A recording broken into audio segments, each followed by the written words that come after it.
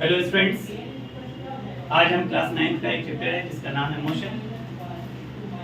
उसमें तीन main formula है। v = u + at, s = ut + half at square और v का स्क्वायर - u स्क्वायर = 2as। तीनों को फॉर्मूला को हम सामने प्रूव करेंगे with the help of figure के साथ। पहले ये जानते हैं मोशन होता क्या है। मोशन का डेफिनेशन होता है when an object change its position with respect to time। समय के साथ साथ किसी ऑब्जेक्ट में अगर चेंजिंग हो जाना तो उसे मोशन कहा जाता है। एग्जांपल के तौर पे देख लीजिएगा, एक ऑब्जेक्ट ए है और ये कहाँ गया, बी तक गया। तो ए से बी क्या हो गया, डिस्प्लेस हो गया। उसे क्या कहते हैं, मोशन कहते हैं। इसके में क्या लगा, समय भी लगा, उसको क्या कहते हैं, मोशन। तो मोशन में तीन फॉर्मूला है। उससे पहले हम मोशन के टाइप्स देख लेते हैं। मोशन दो तरह के होते हैं, यूनिफॉर्म मोशन और non uniform motion. Uniform motion किसे कहते हैं, a motion in which equal distance and equal interval of time. Equal distance और इक्वल इंटरवल ऑफ टाइम होता है तो उसे क्या कहते हैं, uniform motion. But equal distance but unequal interval of time होता है तो उसे क्या कहते हैं, non uniform motion. Uniform motion का ग्राफ हमेशा स्ट्रेट लाइन होता है और नॉन यूनिफॉर्म मोशन का ग्राफ हमेशा कर्व लाइन होता है। देखिएगा, ग्राफ बना के दिखाता हूं आपको। ये क्या है, यूनिफॉर्म मोशन का ग्राफ। और ऐसा ही अगर ग्राफ बना लेते हैं तो इसको क्या कहते हैं, नॉन यूनिफॉर्म मोशन। एक यूनिफॉर्म मोशन हो गया और एक नॉन यूनिफॉर्म मोशन में इक्वल डिस्टेंस भी होता है और इक्वल इंटरवल ऑफ टाइम होता है। बट नॉन यूनिफॉर्म में इक्वल डिस्टेंस तो होता है but unequal interval of time होता है। यूनिफॉर्म मोशन कभी भी अपने पाथ को चेंज नहीं करता, बट नॉन यूनिफॉर्म मोशन हमेशा ही अपने पाथ को चेंज करता है। अब आते हैं इक्वेशन ऑफ मोशन पे। पहला इक्वेशन ऑफ मोशन है v = u + at। v क्या है, फाइनल वेलोसिटी। u क्या है,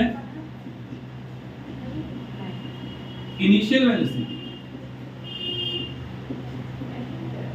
और a क्या है, एक्सेलरेशन। और t क्या है, टाइम। इस फिगर के हेल्प से हम प्रूव करेंगे। यहां देख लेते हैं, इसको हमने u माना है तो ये भी u हो जाएगा क्योंकि ये रेक्टेंगल है। रेक्टेंगल का अपोजिट साइड क्या होता है, इक्वल होता है। अब ये देखिएगा, इसको भी t माना है क्योंकि लेंथ दोनों इक्वल हो जाता है। उसी तरह हमने dv को क्या माना है, v माना है। अब पहला इक्वेशन प्रूव करना है, v = u + at होता है। तो यहाँ हम dv को हमने लेट किया क्या है, v। देख लीजिए, dv को हमने क्या किया, v। dv को दो पार्ट में हम लिख सकते हैं, dc + cv। dc की वैल्यू हमने नहीं मेंशन किया है, पर cv, dc + cv को हम क्या लिख सकते हैं, u लिख सकते हैं। इसको हम इक्वेशन 1 मान लेते हैं। अब इस ग्राफ में हम एक लाइन दे देते हैं जो एक्सेलरेट करते हुए नीचे से ऊपर जा रहा है। इसको हमने क्या कर दिया, a मान दिया। इसका नाम होता है एक्सेलरेशन। ये किसके बेस पे, इस पे है और इस हाइट पे है। तो इसका रिलेशन हम निकाल लेते हैं। a = क्या होगा, dc / oc। अब dc की वैल्यू हमें पता नहीं है, OC की वैल्यू पता है, क्या है, t माना है हमने। क्रॉस मल्टीप्लिकेशन कर दीजिएगा, dc = क्या हो जाएगा, 80। अब देखिएगा पहला इक्वेशन जिसमें हमने dc + u = v माना था, यहां से हमने फाइंड आउट कर लिया dc की वैल्यू। अब इसके अंदर क्या कर दीजिए, पुट कर दीजिए। तो ये फॉर्मूला बन गया v = u + at। पहला इक्वेशन ऑफ मोशन का पहला इक्वेशन जो है v = u + at क्या हो गया, प्रूफ हो गया। दूसरा फॉर्मूला होता है S is equal to UT plus half AT square. उसके लिए सबसे पहले हम जाते हैं किसमें, रेक्टेंगल में। रेक्टेंगल, इसका एरिया निकालते हैं। एरिया ऑफ रेक्टेंगल क्या होता है, लेंथ इनटू ब्रेथ होता है। लेंथ को हमने T माना है और ब्रेथ को हमने U माना है, तो यहाँ पे T डाल दीजिएगा और यहाँ पे U डाल दीजिएगा। इसको लिख सकते हैं UT। एक एरिया निकाल लिया। अब दूसरा है एक ट्रायंगल, और हम जानते हैं ट्रायंगल का एरिया 1/2 बेस इनटू हाइट होता है। तो ट्रायंगल किसमें है, ODC।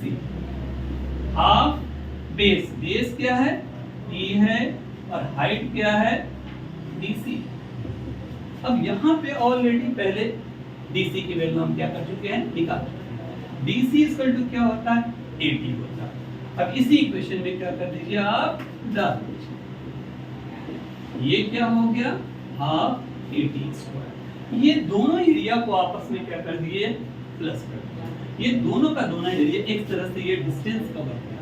कितना डिस्टेंस कवर किया, एक रेक्टेंगल और प्लस ट्रायंगल, दोनों को S, दोनों का डिस्टेंस हो गया। अब S यहाँ UT हो गया और यहाँ पे क्या हो गया, हाफ AT स्क्वायर। दूसरा इक्वेशन आपके सामने, लास्ट इक्वेशन क्या है, लास्ट इक्वेशन है V का स्क्वायर माइनस U का स्क्वायर इज इक्वल टू क्या होता है, 2AS होता है। अब देखेंगे फिर कहां से जाएंगे। अब देखिएगा ये जो शेडेड पोर्शन है ना, वो सारे के सारे एक शेप इख्तियार कर लिया।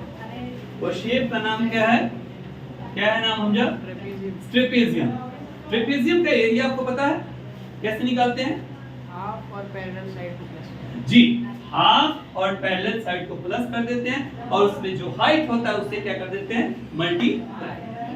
तो ये एरिया ऑफ ट्रेपेजियम क्या है, OABD। आपने कहा हाफ, पैरेलल साइड कौन, U, और दूसरा कौन है, V, और टाइम T से। इसको हम S कर लें, हाफ V प्लस U, और T फाइंड आउट करने के लिए फिर हम इक्वेशन 1 में जाएंगे। इक्वेशन 1 क्या कहता है बताइए, V इक्वल टू क्या कहता है, U plus AT। T equal to क्या लिख सकते हैं, V minus U upon A लिख सकते हैं। यहां से हमें T निकल गया और इस T की वैल्यू इसमें पुट कर दीजिए इसमें। तो T को हटा के क्या लिख सकते हैं, V माइनस U बाई कितना है, A। यहां तक सही है।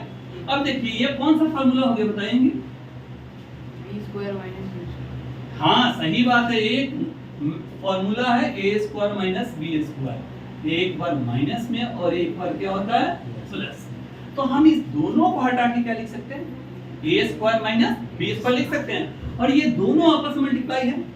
जब भी कोई नंबर डिनोमिनेटर में रहता है, क्रॉस मल्टीप्लिकेशन करते हैं तो न्यूमरेटर में आ जाता है। तो नीचे से क्या हो गया, ये ऊपर, ये बन गया क्या, 2AS इज इक्वल टू क्या हो गया, V का